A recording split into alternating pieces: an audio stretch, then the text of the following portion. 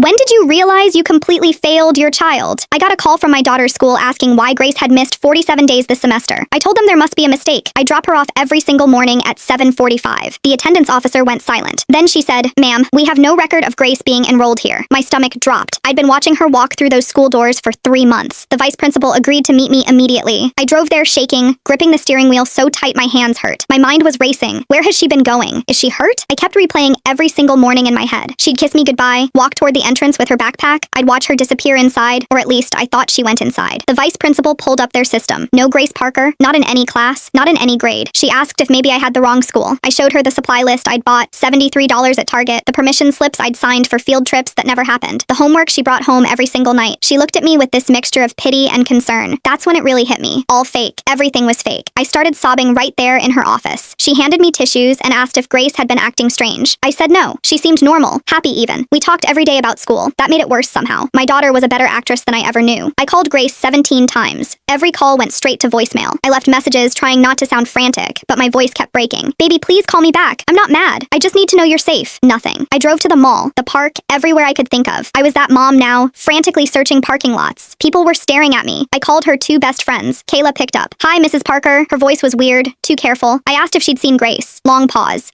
We don't really talk anymore." "What do you mean? You just had a sleepover 3 weeks ago." Another pause. "Mrs. Parker, Grace asked me not to tell you, but she's been eating lunch alone since September." I felt like I'd been punched. My hands were gripping the phone so hard my knuckles turned white. How did I not know my own daughter was alone? I pulled over because I couldn't see through the tears. What kind of mother doesn't know her child is being bullied? I checked her Instagram. Her last post was from August. First day of school picture. Big smile. Caption, "Ready for the best year yet." 73 likes. All lies. Her friends had been commenting, "Miss you," and "Where have you been?" for weeks. I never noticed. I went through her room looking for anything. Found a notebook under her bed. Pages and pages of notes. History, math, science, all in her handwriting. Self-taught. There were practice essays with grades she'd given herself. She'd been learning, actually learning, just not where I thought. Then I saw it, a list titled Mom's Questions with rehearsed answers. "How was school today?" "Good. We had a pop quiz in English." "Any homework?" "Just math. Already finished it." She'd been performing for me. My daughter had been putting on a show every single day for months, and I was the only one who didn't know it wasn't real. Finally found her at the public library. She was sitting in the corner with her backpack, reading. When she saw me, her face just crumbled. She told me everything. The bullying started the first week. Girls filmed her in the bathroom, posted it everywhere, called her names. She tried to tell me, but I was so proud she'd made the honor roll that I didn't listen. So she started getting dropped at the corner, changed out of her uniform in the McDonald's bathroom, spent her days at the library teaching herself from YouTube and Wikipedia, even made fake report cards on Canva. The homework was real. She'd been teaching herself everything. My daughter was so terrified of disappointing me that she created an entire fake school life, and I never noticed. That's what sticks with me. Not that she was bullied, but that I made her more afraid of my disappointment than anything else.